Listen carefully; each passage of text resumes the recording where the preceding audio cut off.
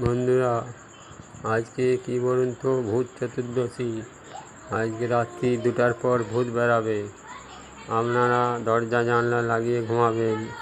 2টা বাজার পরেই ভূতেরা নাচ করবে। কেউ বাইরে বেরাবেন না। প্রত্যেকে লাইট জ্বালিয়ে রাখুন, প্রদীপ জ্বালিয়ে রাখুন। ভূতেরা নাচ করছে সব।